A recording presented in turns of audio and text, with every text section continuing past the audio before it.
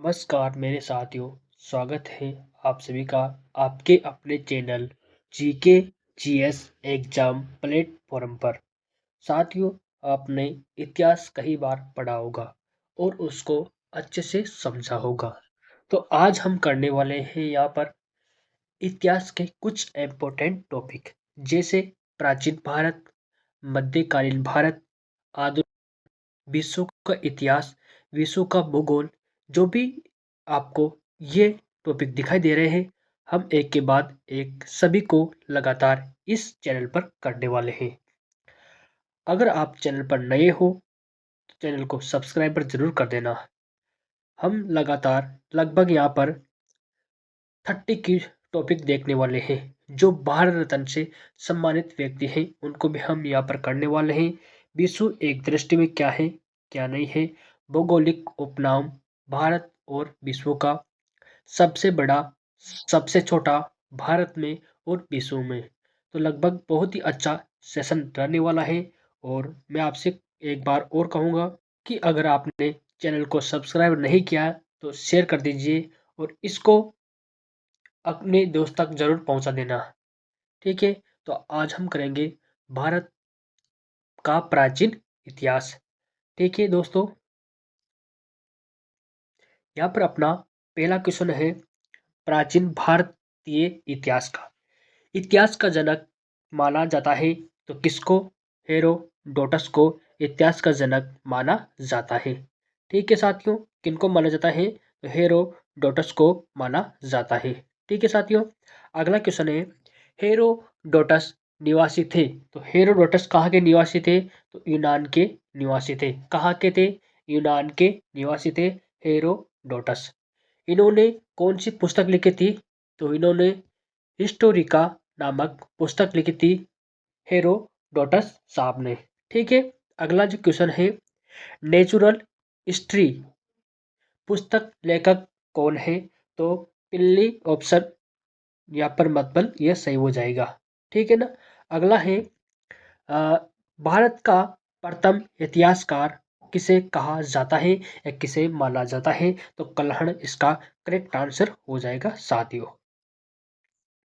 उसके बाद बात करते हैं हम भारत का प्रथम ऐतिहासिक पुस्तक माना जाता है तो राजतरंगिणी को माना जाता है, जो कल्हड़ के द्वारा लिखा गया था।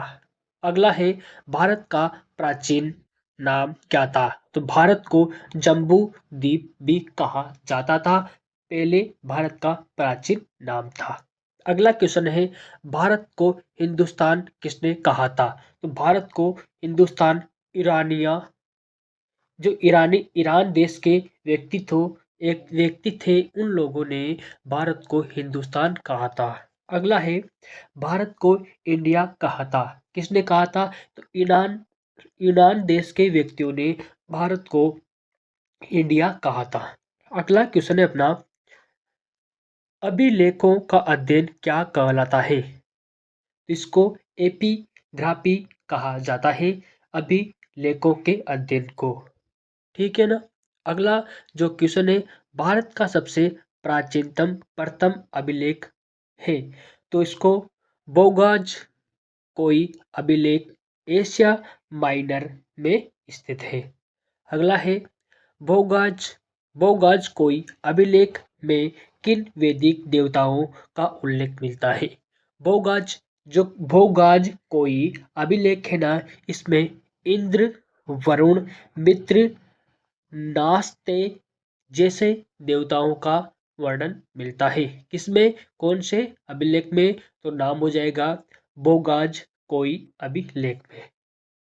अगला क्वेश्चन होने वाला है, क्वेश्चन है अपना सर्वप्रथम भारतवर्ष का उल्लेख किस अभिलेख में देखने को मिलता है?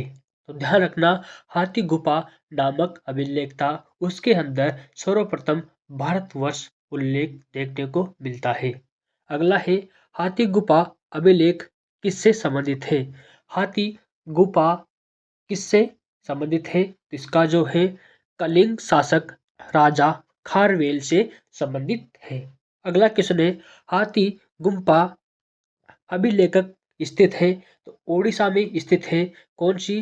भुवनेश्वर के पास, देवगिरी पहाड़ियों के आसपास। ठीक है ना।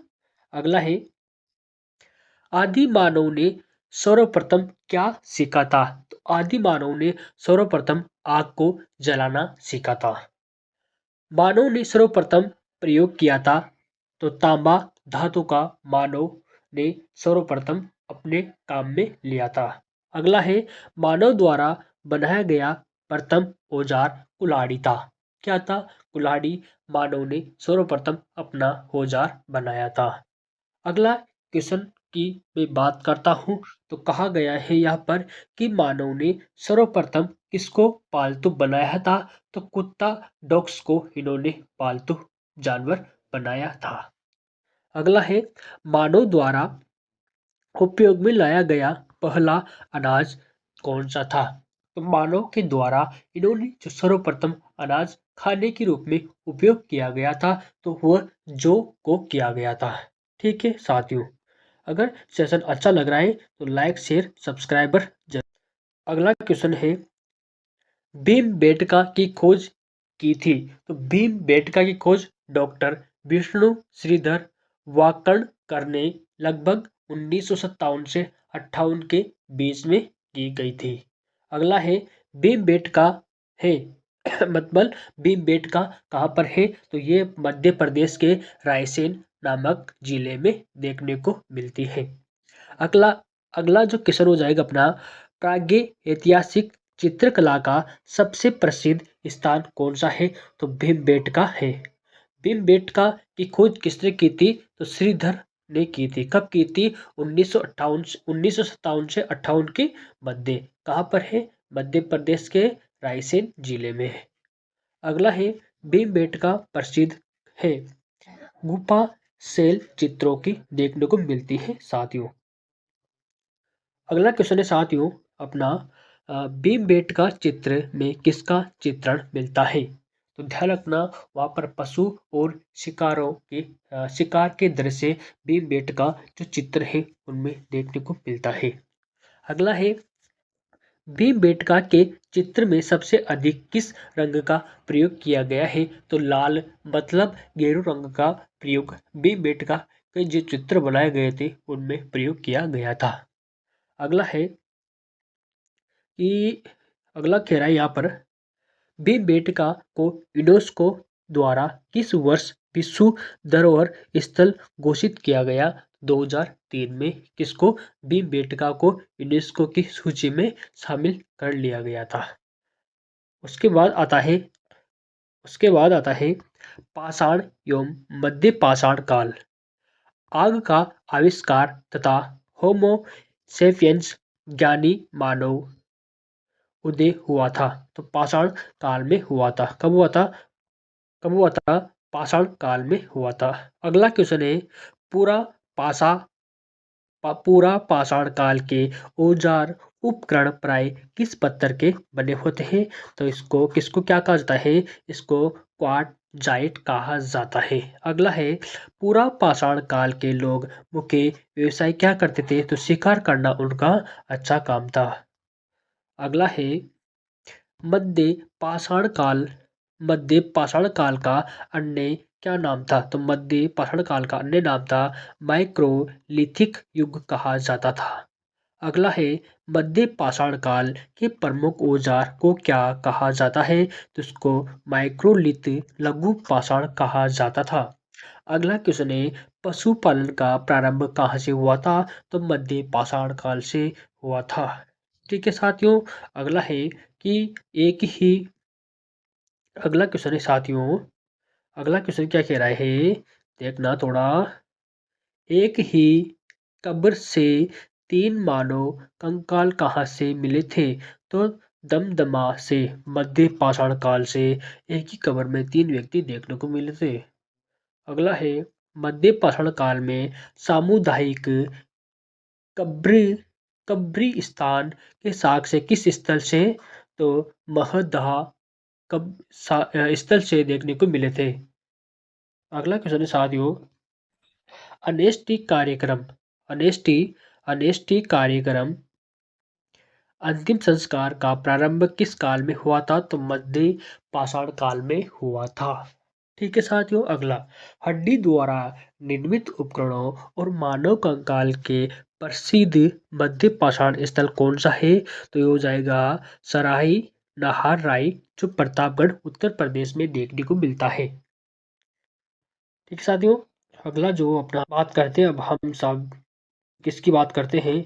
हम बात करते हैं अब थोड़ा और कि अ, नवपाषाण और ताम्र पाषाण काल की हम बात करते हैं। यहाँ से भी अच्छे अच्छे इम्पोर्टेंट क्वेश्चन बनते हैं, एग्जाम ने कई बार उन्होंने पूछा है और रिपीट भी किया है। तो आप जो पीवाईपी क्वेश्चन है उनको भी अच्छे से रिपीट कर लेना और रिवीजन कर लेना, ताकि आपका एग्जाम अच्छे से जा सके। तो करते हैं यहाँ पर हम बात कि पहला क्वेश्चन है, मनुष्यों ने स्थायी विकास जो निवास शुरू किया था वह कब से किया था? तो उन्होंने नवपाषाण काल में किया था। ठीक है ना, पहले मनुष्य क्या होते थे, उनका कोई स्थान नहीं था, लेकिन जैसे ही नवपाषाण काल आया तो लोगों ने अपने एक स्थान पर घर बनाकर रहने लग गए थे। ठीक है साथियों, अगला क्वेश्चन है, नवपाषाण या नियोथिलिक शब्द का सर्वप्रथम प्रयोग कब हुआ था? तो ये हुआ था 1865 में हुआ था, और किनके द्वारा हुआ था? तो सर जॉन लुबाक ने सर्वप्रथम किया था। ठीक है ना, अगला क्वेश्चन है, कृषि का आविष्कार किस काल को माना जाता है? तो नव पाषाण काल को कृषि का काल माना जाता है। अगला है, पवे जो पहिया होता है गोल, पहिए का आविष्कार भी नव पाषाण काल को माना जाता है।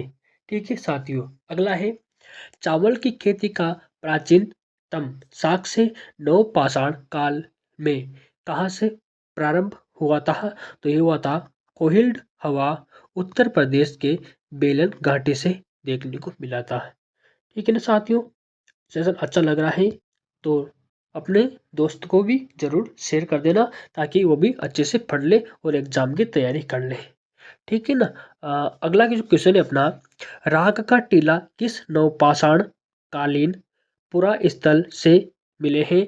तो हो जाएगा संगनकलु, कर्नाटक में मिले थे। अगला है, मानव के साथ कुत्ते को दफनाए जाने के लिए साक्ष्य किस नवपाषाण कालीन स्थल में मिले थे? जैसे मनुष्य का दफन करते हैं उसके साथ ही कुत्ते का भी दफन करते हैं, तो ये साक्ष्य मिला था बुर्ज होम, जो जम्मू कश्मीर में देखने को मिलता है। ठीक है ना साथियों, अगला जो क्वेश्चन हो जाएगा अपना, गर्त निवास गड्ढे वाले घर के साक्ष्य किस स्थल पर मिले? तो हो जाएगा बुर्ज होम, मतलब जम्मू कश्मीर के अंदर मिले थे। ठीक है ना, अगला है, किस नवपाषाण स्थल से हड्डी के औजार प्रचुर मात्रा में मिले थे? किस नवपाषाण स्थल से हड्डी के औजार प्रचुर मात्रा में मिले थे? तो ये हो जाएगा चिरांद, जो बिहार स्टेट में देखने को मिलता है। अगला है, राग के ढेर का साक्ष्य किस नवपाषाण कालीन स्थल से मिले थे? तो हो जाएगा पिकहिली, कर्नाटक में देखने को मिला था। अगला हो जाएगा, कृषि एवं कपास के प्राचीन साक्ष्य कहाँ पर मिले थे? कृषि और कपास के जो प्राचीन साक्ष्य मिले थे, मेहरगढ़ पाकिस्तान में देखने को मिले थे। ठीक है साथियों, अगला क्वेश्चन है अपना, चालकोलिथिक युग को किस अन्य नाम से जाना जाता है? तो ताम्र पाषाण युग के नाम से जाना जाता है। अगला जो क्वेश्चन है अपना, ताम्र पाषाण काल में महाराष्ट्र के लोग मृतकों को घर के फर्श के नीचे ही किस दिशा में दफनाते थे? तो उत्तर दक्षिण दिशा हो जाएगी। ठीक है, अगला है, ताम्र पाषाण काल का सबसे बड़ा बस्ती या स्थल किसको माना जाता है? तो इनाम गांव, जो महाराष्ट्र के अंदर स्थित है। अब हम करेंगे सिंधु घाटी हड़प्पा सभ्यता, यहाँ से भी अच्छे क्वेश्चन रिपीट होने को मिलते हैं। ठीक है ना, यहाँ पर जो सिंधु घाटी हड़प्पा सभ्यता है उसका पहला क्वेश्चन है, सिंधु सभ्यता का काल कब प्रारंभ हुआ था? तो लगभग 2500 ईसा पूर्व से लगकर 1750 ईसा पूर्व पूर्व तक देखने को मिला था। अगला है सिंधु घाटी सभ्यता के बारे में सबसे पहले जानकारी किसने दी थी? तो चार्ल्स मेसन ने दी थी 1826 में। अगला है सिंधु घाटी सभ्यता का नामकरण जॉर्ज मार्शल ने दिया था। सिंधु घाटी सभ्यता का नामकरण किसने दिया था? किसने दिया था? जॉन मार्शल ने दिया था। अगला है सिंधु घाटी सिंधु घाटी सभ्यता थी क्या थी? आगे ऐतिहासिक थी। ठीक है ना। सिंधु सभ्यता प्रसिद्ध थी नगर नियोजन हेतु।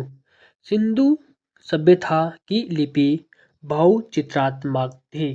अगला है सिंधु सभ्यता के लोगों का व्यवसाय कृषि था। सिंधु वासियों का मुख्य फसल जौ और गेहूं था। कपास की खेती का प्रारंभ की सिंधु वासियों ने।